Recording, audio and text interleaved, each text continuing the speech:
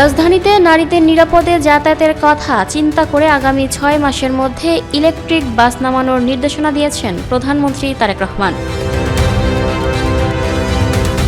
সোমবার ২রা মার্চ সচিবালয়ে প্রধানমন্ত্রীর সঙ্গে বৈঠক শেষে বুয়েট অধ্যাপক ও পরিবহন বিশেষজ্ঞ ডক্টর এম শামসুল হক সাংবাদিকদের এ তথ্য জানান। প্রধানমন্ত্রী বলেছেন, জনগণের জন্য জনবান্ধব পরিবহন ব্যবস্থা গড়ে তুলতে হবে। এই বিষয়গুলো নিয়ে তার সঙ্গে প্রায় 2 ঘণ্টা আলোচনা হয়েছে বলেও জানান ডক্টর এম শামসুল হক। তিনি বলেন, প্রধানমন্ত্রী খুব আহত হন যখন নারীরা নিরাপদ গণপরিবহন পান না। এজন্য আগামী 6 মাসের মধ্যে নারীদের জন্য ইলেকট্রিক বাস নামানোর কথা জানিয়েছেন এবং যার চালকও হবে নারীরা। বুয়েটের অধ্যাপক ডক্টর এম শামসুল হক আরও জানিয়েছেন, জনগণের জন্য সর্বোৎকৃষ্ট মাধ্যমে মেট্রো রেল, এর বাইরেও আরও কিছু করা যায় কিনা। তাছাড়া মনোরোল করার কথা বলেছেন, যা অনেক সাশ্রয়ী এবং দ্রুত বাস্তবায়ন করা যায়। দ্রুত গতির রেল ভিত্তিক যোগাযোগ ব্যবস্থা গড়ে তোলার কথা বলেছেন প্রধানমন্ত্রী।